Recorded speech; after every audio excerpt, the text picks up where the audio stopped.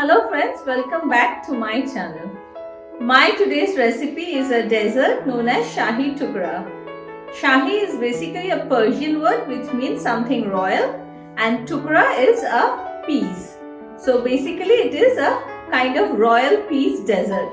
So let's look into the ingredient list now. My first ingredient is white bread and today I am using 8 slices of white bread. And we need desi ghee or clarified butter for frying the bread pieces.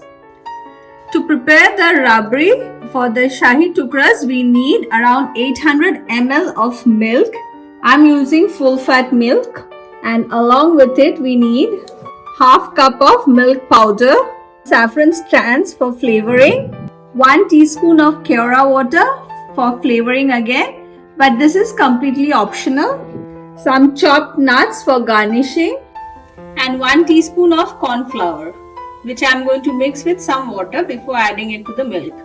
And this is the sugar syrup which I have already prepared using 2 cups of water and 2 cups of sugar with a little bit of saffron strands.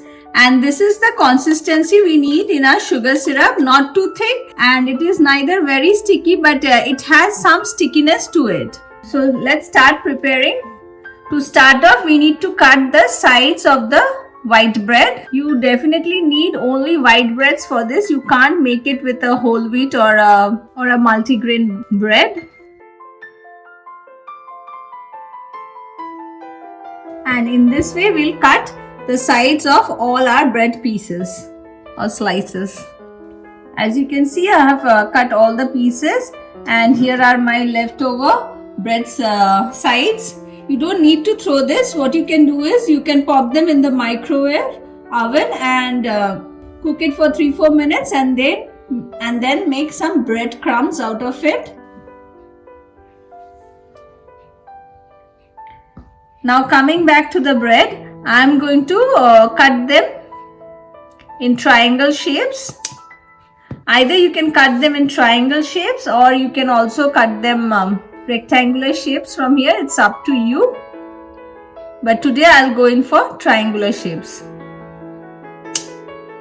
Maybe I'll cut 2 or 3 in rectangles also, just to show you all.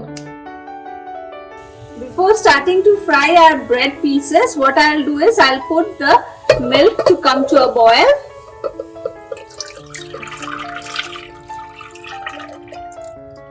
And next I'll add in clarified butter or ghee. You need quite an amount to fry them, but definitely if you fry them in oil you won't get the taste.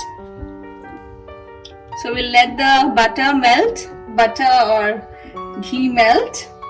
Keep your flame on medium to low and then I'll add in the bread pieces.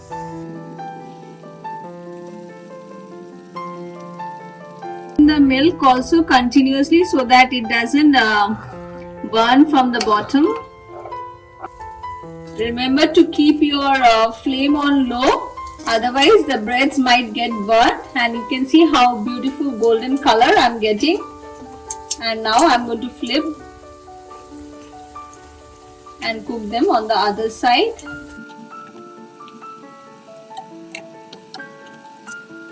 As you can see, it is cooked from both sides, nice and brown in color. I'm going to remove it and continue with the rest. Actually, as you can see, it's a little bit whitish in the middle, so I'll just turn them one more time and cook them. This also needs a little bit more time. As you can see, my milk has come to a boil. What I'll do is I'll take 2 tablespoons of the milk in a bowl, 2 to 3 tablespoons as required, and I'll mix my milk powder into it. The milk powder is well dissolved with the milk, and now I'm going to add it to the boiling milk. What this will do is it will thicken our milk pretty quick. And you don't need to reduce it for so long hours.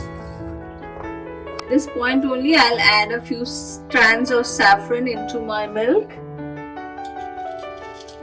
and keep on stirring for for another 10 to 15 minutes. It's been 10 minutes now, and as you can see, the milk has reduced almost half of its quantity. At this point, I'm going to add in the corn flour mixed with water, little at a time, stirring continuously. This will immediately thicken our milk mixture.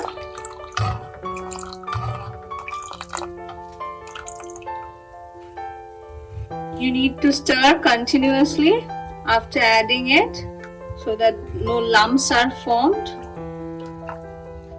As you can see, the mixture is nice and thick. At this point, just before switching off the gas, I'm going to add in the Keora water. Give it a good mix. This will thicken a bit more once it cools down. So we'll switch off the gas now and start assembling our Shahi Tukras. So we'll start assembling the Shahi Tukras. For that, what I'll do is I'll dip my fried breads into the sugar syrup, take it out and place in a serving dish.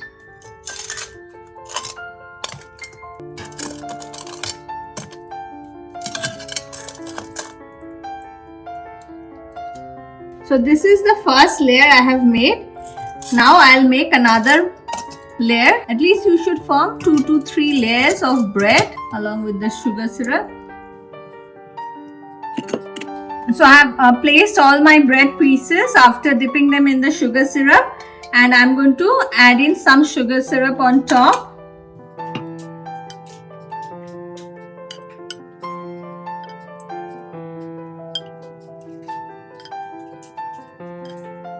And finally, I'll add in the rabri.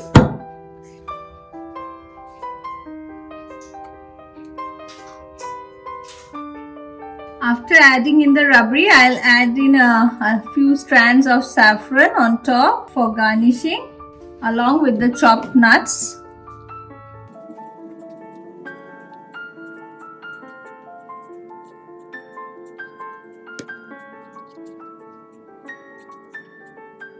And our Shahi Tukra is ready, but you need to let it sit for at least 3 to 4 hours before serving.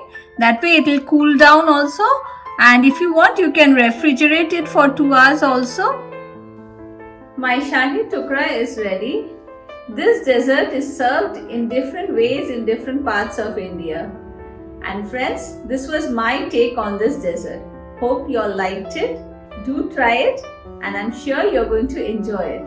And on that note, let's end the video here. Don't forget to hit the like and subscribe button. Thank you for watching.